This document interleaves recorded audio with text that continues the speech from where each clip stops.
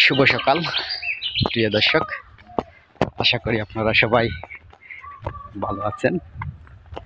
তো আমি অনেক ভালো আছি, আর আমরা বের হয়েছি ঘুরতে। নতুন এক জায়গায় আসছি। নতুন জায়গায় আসলে নতুন নতুন অনেক কিছু দেখা যায়। বেশ চমৎকার জিনিসগুলো দেখেছি রাত্রে অন্ধকারে। একটি বিয়েতে এসে আমার নতুন একটি অভিজ্ঞতা হয়েছে।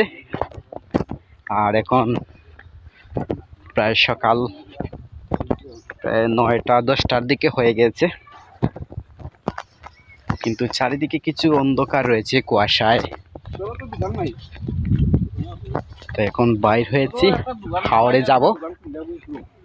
সেখানে দেখা হবে আপনাদের সাথে। হাওড়ে মধ্যখানে দিয়ে আমরা বিয়েতে গিয়েছিলাম। তবে বেশ চমৎকার সময় কাটিয়েছিলাম হাওড়ের মধ্যখানে। আমি রাত্রের কিছু দৃশ্য আপনাদেরকে দেখাবো এই ব্লগের মাধ্যমে। খুব দুর্গম এলাকা, এখানের মানুষরা এরকম অনেক কষ্ট করে যাতায়াত করে। আমরা বুঝতে পেরেছি রাত্রে যখন যাতায়াত করেছিলাম। আর গ্রামের আশপাশের যে প্রকৃতির দৃশ্য আর সব পরিবেশগুলা বেশ চমৎকার। সবুজ শ্যামল প্রকৃতি যেন সৃষ্টিকর্তার এক অপূর্ব মহিমা। চলে আসছি আমরা হাওড়ের মাঝে। প্রথমে এই কৃষি জমি করার জন্য প্রথমে যে বীজ রোপণ করতে হয় সেই বীজ তলায়।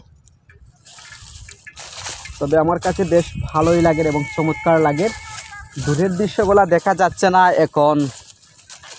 এখনো কুয়াশায় চারিদিকে ঢাকা রয়েছে। আর এরকম হাওড়ে আমি খুবই কম ঘুরতে বের হয়েছিলাম। তবে ছোটোবেলা অনেক ঘুরেছিলাম, কিন্তু এখন আর বেশ কয়েক বছর হয়ে যায় এরকম হাওড়ে মাঠে ঘাটে খুবই কম যাওয়া হয়। হঠাৎ করে আসছি, বেশ ভালোই লাগতেছে, চমৎকার লাগতেছে। আর তো আসতেছি মামা, আসছি, ঘুরে আসতেছি। তো যাব সেই বীজতলায়, সেখানে পানির দেওয়া হবে, মানে পানির সেচ দিয়ে এখানে পানি দেওয়া হবে যে বীজ যে রোপণ করা হয়েছে সেই বীজে। মামা মামা ও মামা, ও বা চলে আসো। তো আমরা আরও আছেন আমার সাথে, আরও মামা কয়েকজন, আরও 3জন মামা রয়েছেন আমার সঙ্গে। আমরা সবাই মিলে আসছি। বলেছিলাম সেই বীজ তোলার কথা। এখানে ধানের বীজ রোপণ করা হয়েছে। যখন ধান যে এগুলাকে আঞ্চলিক ভাষায় আলি বলে, তো এগুলা চারাগুলা রোপণ করা হবে। এখন যে এই যে জমিগুলা দেখতেছেন, এগুলা রোপণ করার মতো তৈরি করা হয়ে গেছে, আর কিছু কাজ বাকি রয়েছে। এরকম বিশাল জায়গা রয়েছে। হাওড়টা অনেক অনেক বড়। আর হাওড়ের মাঝে রয়েছে একটি বাড়ি।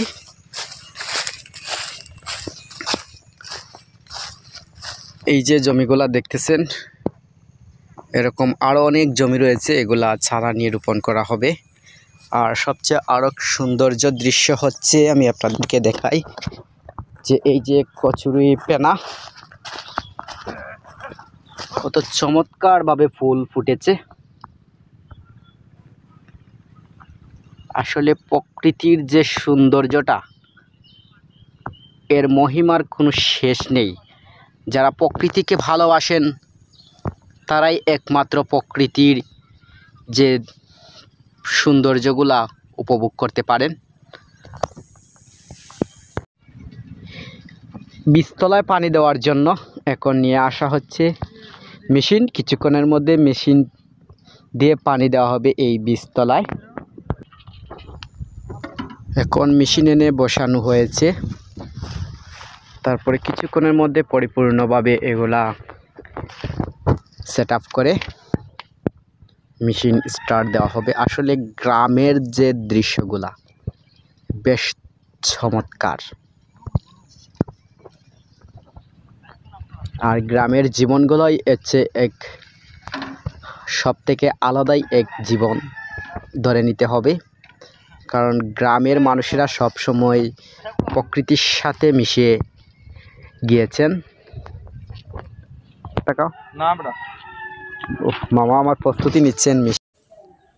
মামা আমার মেশিন স্টার্ট দেওয়ার জন্য মেশিন আগে সেট আপ করে নিচ্ছেন, তারপরে এখানে তেলের লাইন ফিটিং করা হবে।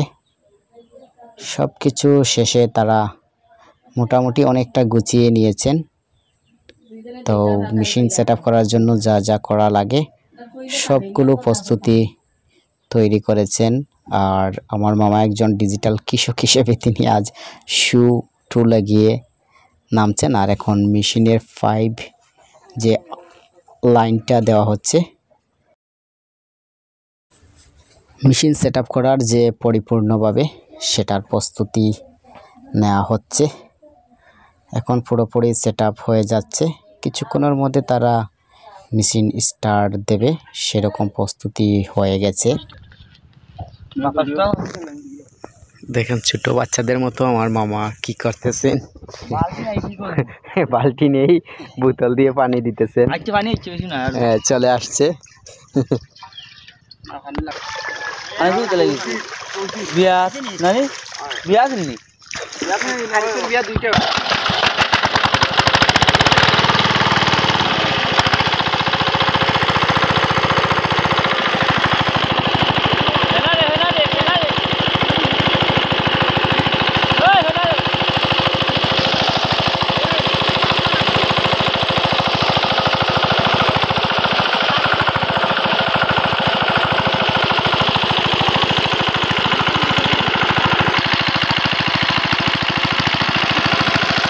এখন মেশিন দিয়ে পানি দেওয়া হচ্ছে।